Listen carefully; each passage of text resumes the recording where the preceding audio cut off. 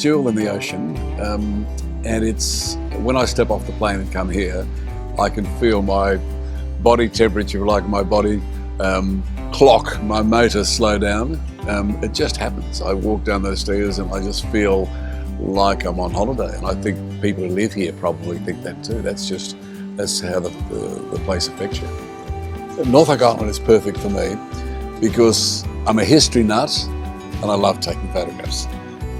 And you can't take a bad photograph of this place. There is that connection with colonial Norfolk Island, which just is, I sit here and think about how it must have been. I mean, this was the other side of the moon, the civilization in Europe. And you couldn't go any further than this. This is as far as, this was the outstation of the moon. And when they lost the Sirius here, they had no connection with the rest of the world. It must have been an extraordinary time. They're cast adrift, like in space. And that's what they're like here. And I walk around these buildings and think that's what it must have been like. I forget the gallows and even forget the prison, but just the very fact that they were brave enough to actually try and exist here. And what's more, they flourished. They didn't just exist, they flourished. So it's very, apart from the physical beauty of the place, it's got chapter after chapter of extraordinary stories to tell, and ghosts. I love a finger up when I'm driving. I love that. I feel rude if I actually passed somebody and thought of something else. I didn't put my hand up and waved. The cows today, I actually had to stop because the cow was going to go across. I mean, if I was going to hit the cow, if I didn't give way to the cow. The wild chooks, the feral chooks are fantastic. And it is that thing of everybody says hello. Even tourists say hello. Once they're in the environment, they act according to local rules. They're sort of courtesies that we've forgotten in so much of the rest of Australia, the rest of the world.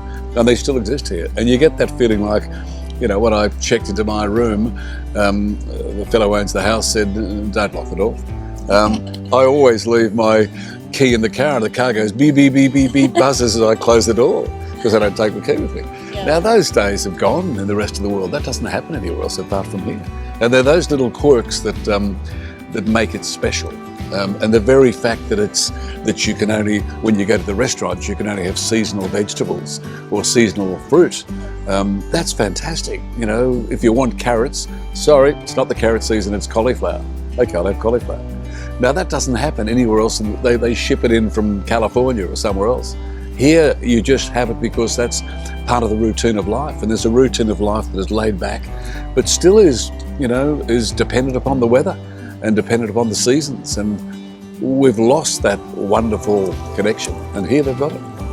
Yeah, no, I've been here 6 or 7 times now, so I know where this place is, and I know what it's about.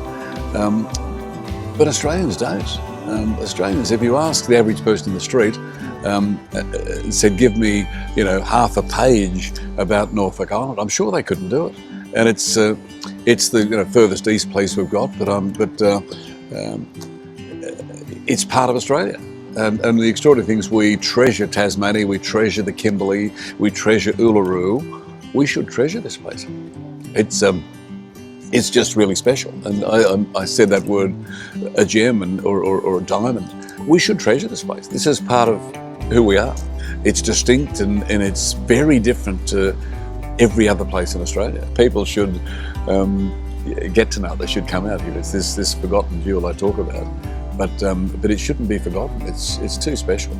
Getting to know the place, the same as anywhere that you go, is part of what makes it special. And so I now know most of the roads, but I keep finding a road or a lane or something I've never seen before. I get up there and there's something interesting, not just to photograph, but even to look at or to taste.